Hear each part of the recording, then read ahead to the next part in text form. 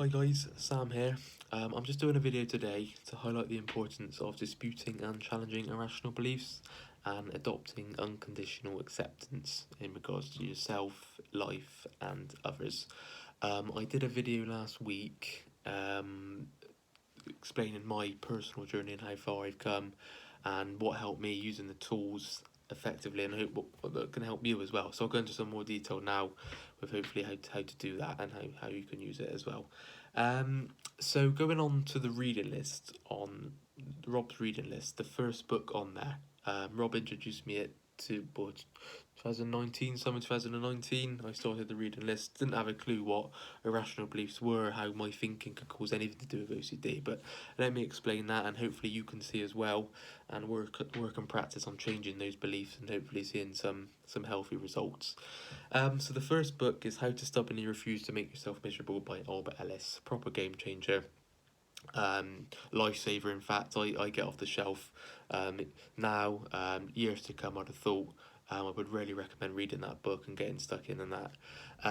So to start off with that book, you'll notice Albert Ellis goes into the musts and shoulds in your thinking. I didn't know what that was when I first read about that, but then when you really think about it, you talk about this must not happen to me. I must not do this. People must treat me fairly. Life must be great. Life must go exactly how I want.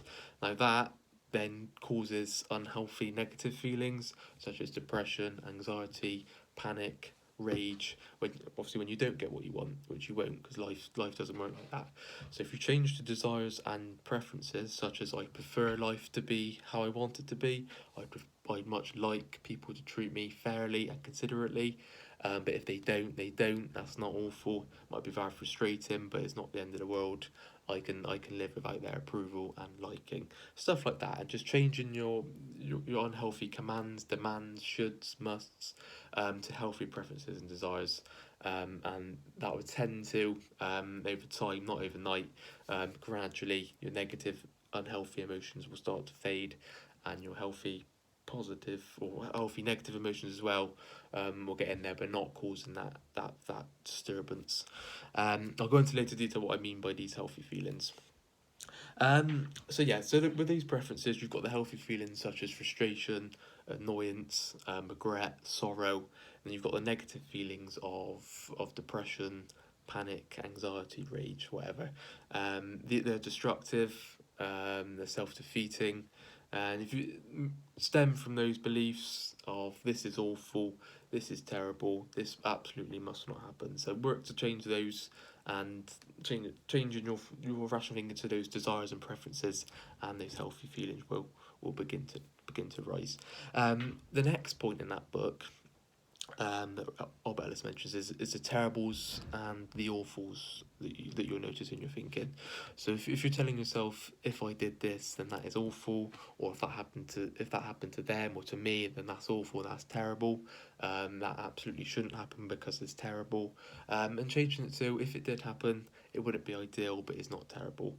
Or and other stuff like such as I can't stand this or I can't stand that. If you change it to, well, I'd much prefer that not to happen, but I could stand it if it did.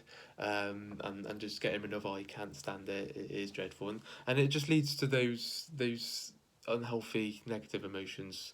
Because if you're telling yourself I can't stand this, or about future events, or if that happened, that would be completely dreadful, and I wouldn't be able to bear that. Now, no wonder that leads to unhealthy negative emotions such as depression, panic. So change it to I'd much prefer for that not to happen, or I'd like to achieve this, I'd like to achieve that, or I'd like to have their approval, I much wish to have their approval, but I don't need it, and I can stand life even without it, and I can be reasonably happy in my existence even without their approval, and just stuff like that. And you'll start to notice that healthy emotions do follow from that, and OCD, especially in regards to OCD, will have that for less tight grip on you. If you start to change your preferences, you start to change your unhealthy, your irrational thinking to these preferences. Um, Next thing I'd like to talk about, especially in the first book, Albert Ellis mentioned shame attacks.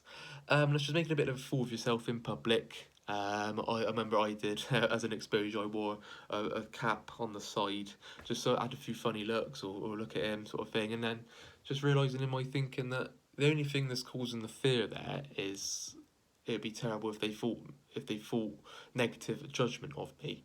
If I change that and go, I prefer them not to, but if they did, then they did. That's not awful, but it doesn't. I only if I choose to let it affect my life. If it doesn't, it doesn't.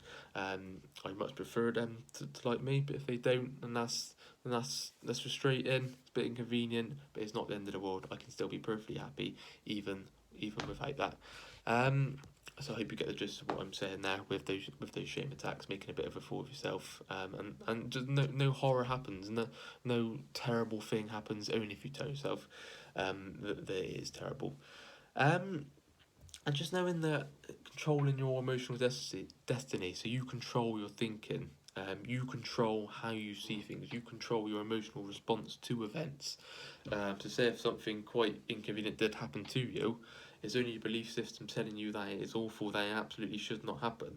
Now, if you change that to, I prefer that not to happen, but if it did, but because it has, it's frustrating or whatever, then your feeling after that is more than likely going to be that of frustration or annoyance, but not that of depression, rage, anxiety, panic. I hope you get the gist of what I'm trying to say here.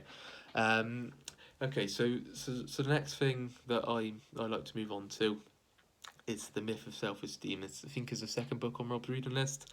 That really goes into accepting yourself no matter what, and never rating yourself, rating your acts, your performances, your deeds, your traits, whatever, but never rating yourself, your totality, never writing yourself off as a person. For example, if you did a good act, it doesn't make you a good person, doesn't make you better than anyone else, just makes you good or advantageous in that area, but not never better than anyone else or superior.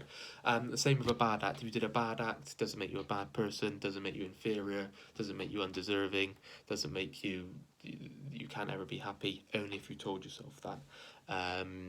So yeah, just really working on that unconditional acceptance, accepting yourself no matter what. Even if you did this, even if you did that, you could still be happy. Even if you change your thinking to that.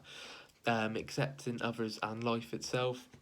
So even if other people did frustrate you or annoy you, and if you told yourself that's completely terrible and they absolutely shouldn't do that, then you're more than likely to lead on to that anger and rage towards them.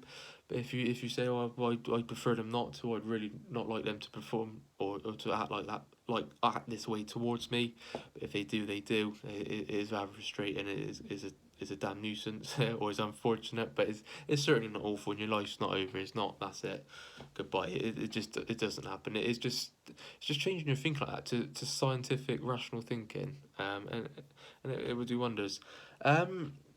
Yeah. So accepting yourself no matter what is crucial in the recovery journey, especially with OCD. Because if you got to think, if you can accept yourself no matter what, what's OCD going to latch onto? Because you're not, if you especially if you're telling yourself you're a bad awful person, um, if you change that to I might have done a bad act, but it doesn't make me a bad person, OCD has nowhere to turn. Keep changing thinking to that, OCD will loosen its grip. Certainly did with me. This is what's got me to where I am today, and I hope it can help you as well. Next book I like to talk about, sorry, is At Last Alive by Paul David. It really goes into details with bringing it for the ride, whatever sensation, thought, feeling, whatever you're feeling, going out, living your life how you'd want to, how you plan to, not going home because you feel anxious or you feel chronic guilt or you feel some panic rushing through your body, whatever, and just bringing that for the ride, and just it's the main part, the main early stage of recovery. I remember when I first came to Rob, that's what I wrote on at the start, bringing it for the ride, no matter how I was feeling, doing what I wanted to do, and then as you show OCD, you're very resilient to it. You then can work on your beliefs, do exposures, and then gradually move on to the recovery journey and change your beliefs later on in the journey. But if you went in and the first session you were trying to dispute everything, then it would all just get on top of you and you wouldn't really know how to do it. It's all a gradual process, and like I said last video, it's not all overnight. So yeah, it takes time, but the more work you put in and practice, then the sooner it will become, and freedom does await, and your future self that is thanking you through your tough times to keep going will become closer and sort of become nearer to you. Um, okay, so next book I'd like to talk about, also on Rob's reading list, is Man's Search for Meaning. Is a real eye opener. Puts life into perspective. How lucky we are today. As people weren't lucky at all. In those really tough times, and just make the most of what we got. And striving towards the best in life, really. We're so lucky to have the tools to read a book, to change our thinking, and we can eliminate most suffering. We're very lucky, and just realising that and putting in the work, then you'll be very grateful, because other people didn't have that chance. Um, okay, so moving on, with some, I've got two more books I'd like to just sort of shout out in a way. There's one's not on the reading list. You've got Overcoming the Rating Game. It's by Paul Hook, and it really goes into like the second book, Myth of Self Esteem, about unconditional acceptance and never rating yourself, only rating your acts, your performances, whatever, and just how that helps so much within your thinking and not writing yourself off. Because I did this, I'm awful, I'm no good, I'm terrible, I'm written off. No, it's so self-destructing and so self-defeating. No wonder you lose hope and feel depression. But if you look at it positive, and even if I did this bad act, or even if I did this good act, it never makes me a good person. Because then, if you then didn't achieve as much as you wanted to, you then fall down because you didn't achieve as well as you'd like, as you must to, as you're saying, to get to that good person status. It's just, it can't be proven scientifically. There's no such thing as a superior or inferior person, if you use rational thinking, and it certainly helps, especially with OCD, with themes like POCD, harm OCD, guilt, anything to do with guilt, or that latched on where you're a bad person, or whatever. So yeah, that certainly helps. I'd recommend reading that book, Overcoming the Rating Game. Another book I'm reading is A Guide to Rational Living. That's also by Albert Ellis and Robert Harper. Very similar to the first book, How to Stubbornly Refuse to Make Yourself Miserable. Just going into the musts and the shoulds that you hold, that you unconsciously hold, and just getting rid of them, and turning into healthy preferences and desires. So yeah, if I can't stress enough, putting in the work and practice, how crucial that is.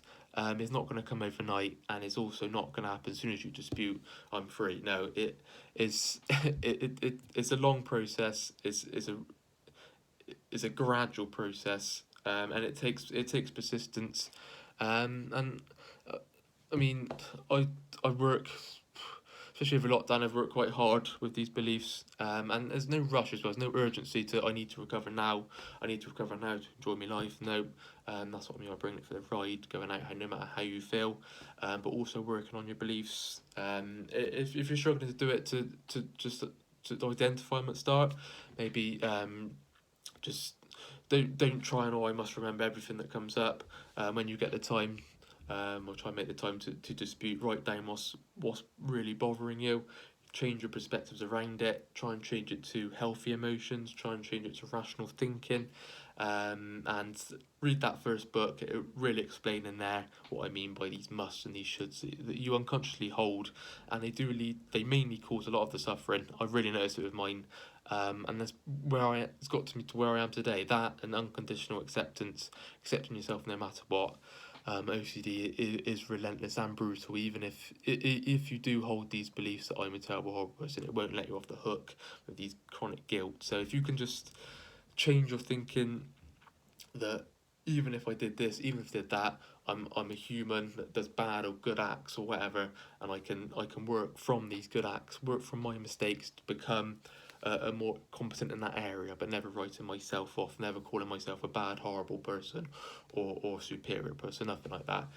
So yeah, that's all from me. I hope that helps. Probably repeating myself a million times, but you get the gist of what I'm trying to say. Work and practice, and your rewards and freedom awaits. Best of luck. Get reading. Thumbs up from me. See you in a bit.